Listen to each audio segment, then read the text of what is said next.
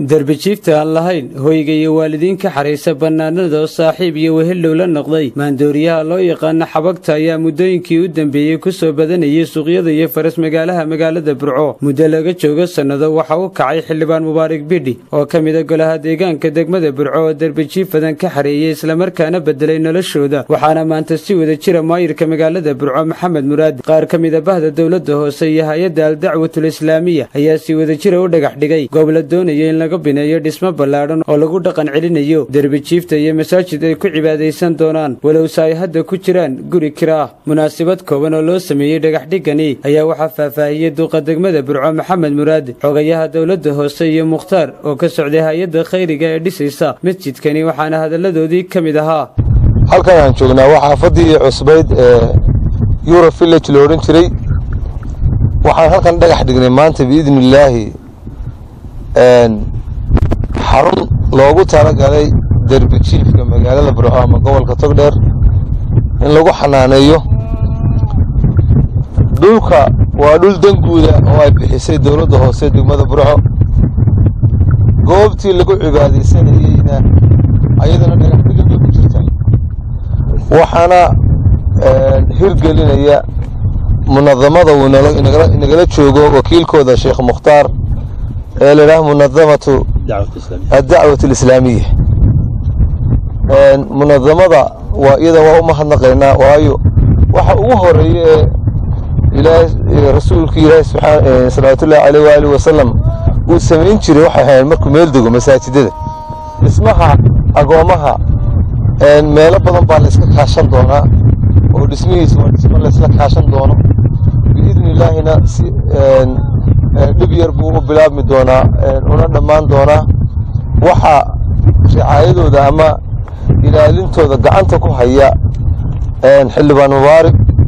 oo aad iyo aad aan ugu mahadnaqayno mashruuc aad u adag weeyaan isu xil saaray waana mashruuc dawladda hoose laftigeedu ay gacan ka bixiso ka siiso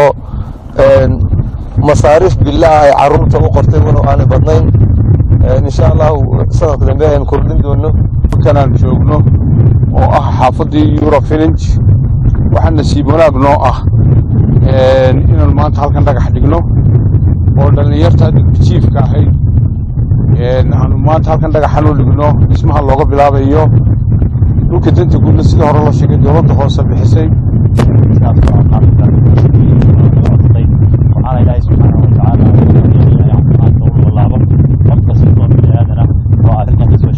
sidoo kale waxa ka mahadnaqay xilibaan mubaarak bidhi oo gacanta ku haya xaruntani lagu dhaqan celinayo darbi jiifta iyo xilibaan khadar oo kamid ah golaha deegaanka waxaana ay sheegeen dawladda iyo cid kasta oo muxsiniin ah ay la kaashan doonaan hirgelinta dhismahani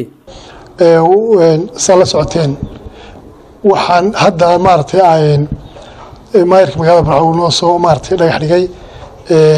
dhul danguud oo dawladda hoose ahayd ayaa laga siiyay dhalinyarada dhaqan celintii barbaarinta ama darbi jiifka Burco waxaan u mahadnaqayaa ilaa ma hadlay maayirka magaalada Burco oo runtii dhul siiyay dhalinyaradan darbi jiifka ama dhaqan celintii barbaarinta oo runtii guri kiraa ku jiray magaaladan aad ugu soo batay in dhulka maartay uu dawladda hoose bixisay oo uga mahadnaqaynaa maayirka waxa ku helay dhagaxiisa xogayayo gudoomiyaha arrimaha bulshada xildhibaan khadar runtii waxaan kaloo mahadnaqaynaa runtii hay'adda iyo barasaaf gobolka Togdheer iyo hay'adda iyaduna dhulkan noo dhagax misaadka noo dhagax dhigtay wakiilka Mukhtaar Jaamacani runtii aan u mahadnaqaynaa cid kasto dawladda dhaxaydtay iyo hadii dawladda hoosatayba sida fiican runtii ay gacanta nooga hayso oo noola asaastay hadda gacanta uga hayso xaruntii doonayna maadaama ay baahi timi oo ay dhalinyaradii xawaaglaash ku soo batay magaalada oo gurigii uu ka batay xaruntaan lisi doono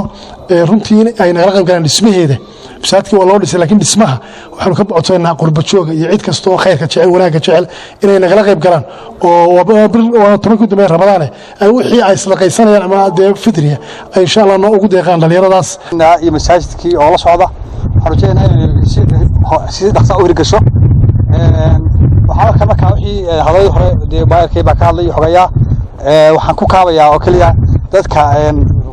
jecel khayrka jecel inay hawsha qayb qaataan oo dadka darbi jiifka ee Burco u dhashay ay ka qayb qaataan oo hawsha wixii ay ka geysan karaan maadaama ku jiro bil Ramadaan oo maanta laga qaadantahay wixii khayr lagu dari karo lagu qoodi karo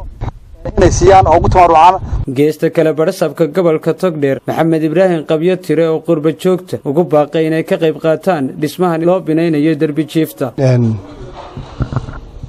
waa soo dhaweynaynaa xildhibaan Mubaarak iyo xildhibaan Mubaarak waa nin active oo ka mid ah xildhibaanada gobolka Togdheer runtii waa activist wax fara badan ka qabtay gobolkan. waxaan aad iyo aad ugu mahadnaqayaa inuu maanta haddana ku guuleystay isagoo horeba gacanta ugu hayay aan booqday xarunta darbi jiifka oo magaalada Hargeysa uu ka aasaasay waliba guri 4 maqsin uu ka aasaasay. waa ilaahay mahadi maadaama maanta dhulkiina la hayo masaajidkiina la hayo hay'adda khayrigiina ay dhistay masaajidkii ay dhisayso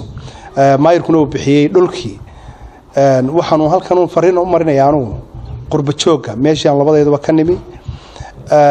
waxaa jira da'yarta Somaliland waliba degmada Burco aad bay ugu badan yihiin dadka dhalinyarada ee nolosha